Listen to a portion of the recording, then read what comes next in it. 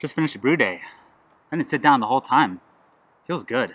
Feels good not sitting. That's one of my goals when I brew is to never sit down. But exercise keeps you on my feet the whole time.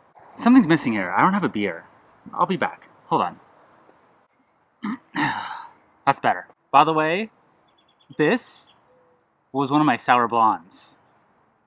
There's no fruit in this. It's my sour blonde number 5. I have like 4 bottles left, 3 maybe, and I just let it sit for a while, like months. This is the one I liked a lot, but it had a little bit of tetrahydropyridine, which is that like Cheerio flavor, which has subdued. They can over time. It's usually due to oxygen, and I would imagine oxygen got into this somehow when I bottled it, maybe, or I bottled it from the keg. I have no idea. It's like an amber. It tastes okay. I don't know. It's not like vinegary or really oxidized. It really isn't. It smells lovely. That's bizarre. I've never seen beer turn that dark and taste okay still.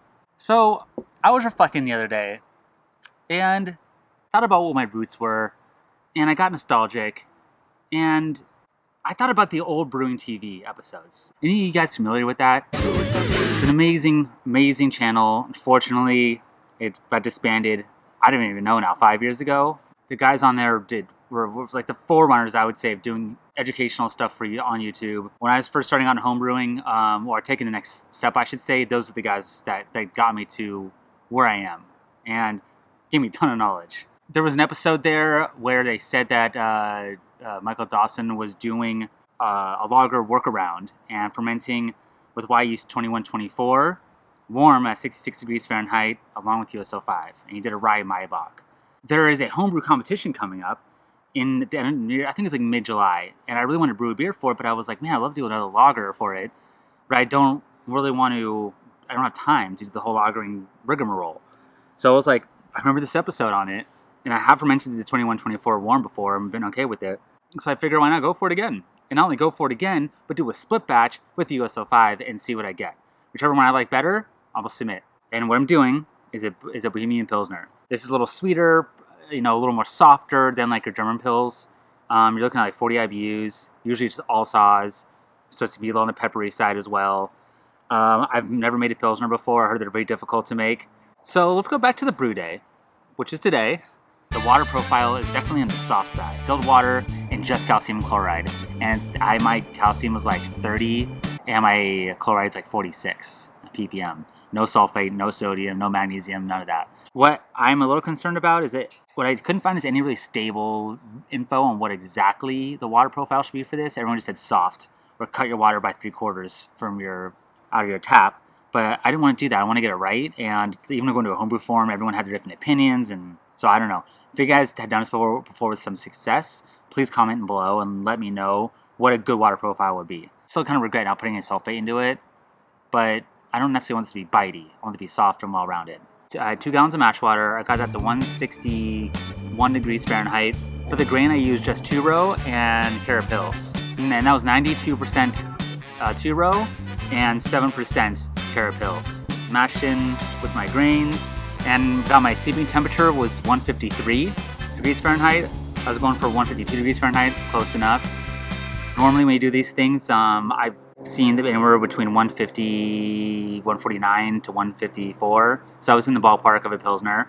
I've heard some people throwing in some Vienna malt into this. I've seen people do Munich 2. But I want to keep the grain bill simple. And why I use 2-row instead of like a Pils malt is because I don't think there's a difference. Brewlosophy did a test on this where they did blinding with using 2-row, and I want to say some sort of Pils malt. And it was they couldn't tell the difference. So not that the one experiment is going to really change that, but I really think it's such a minor nuance. We'll find out if it gets picked up or not in the judging.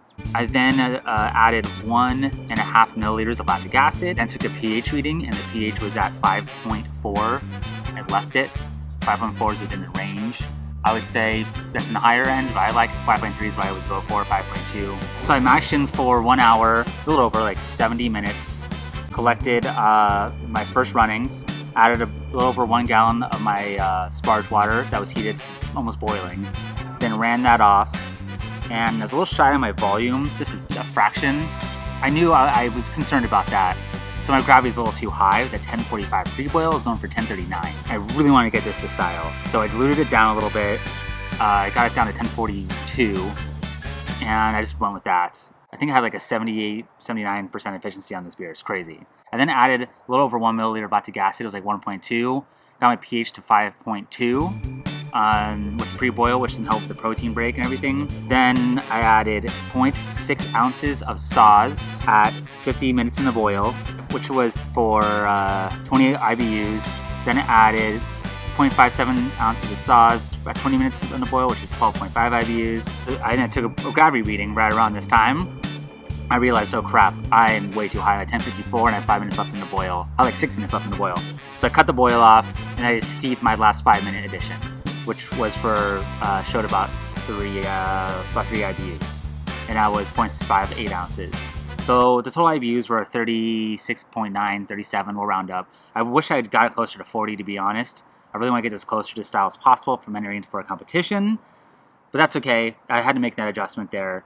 Then I cooled it down to 66 degrees Fahrenheit, transferred it to 2 jugs. So one jug got the 2124, which for the yeast, I filled up a Pyrex cup, and I poured a little over half of that into the jug. And then the other one got USO5. I just eyeballed some dry USO5 I had around. I then shook it, aerated it. I didn't take gravity reading at that time because it was 10:54 right as I cut the boil off. So it's probably almost the same, if anything, 10:55. Definitely a little on the high side. I wish I was at 10:52, 10:53, but I'm still within the parameters. I'm going to ferment this warm at 66 degrees Fahrenheit, as I said earlier. Do a diacetyl rest just because. Raise it to like 72 on both of them. And then yeah, I'll probably just bottle from there. And then I will do some sort of lagering thing with it, where once it's done carbonating, I'll put it right in the chest freezer. That's set at like 36 degrees Fahrenheit. I'll probably have about 2 weeks of keeping it cold before I submit it to the homebrew competition. I'd be curious to do this again, but do the full lager fermentation on it and do the whole deal where it's set at 50 degrees Fahrenheit, raise it up a little bit for an diacetyl rest, lager it, bottle it, or keg it. I heard on Blind Taste, people who do warm lagers and people who do cold fermented lagers, that there isn't too much of a difference. Michael Dawson did say on the Brewing TV episode on a lager workaround, he even opened up the video saying that he brewed an ale Oktoberfest with ale yeast. I think it might have been a Kolsch yeast, and said it was great. Even the one that the rye Maibach that he made said with USO5 said it was great. You know, it was clean. It tasted fine. Maybe on the hoppy side, but it seemed like it was okay. So stay tuned for the tasting on this, and I'll do the competition results as well when they're in, which I think is like sometime in August. But I'll taste it before then, obviously, and I'll save some for that, like I did on like my last one where I didn't, so I can compare. Yeah, let me say this before I end. Chip Bolton, if you're watching, he has a channel called Chop and Brew. Really good stuff. Please do a video. I would love to see it. I think we all would love to see an old school style Brewing TV video. Michael Dawson, maybe get Jake back in it and do like a brew day. Do it. I think you should do one, man. Just an old school style Brewing TV episode. It'd be awesome. So yeah, get out there and then brew some lagers that are warm. It can't hurt, right?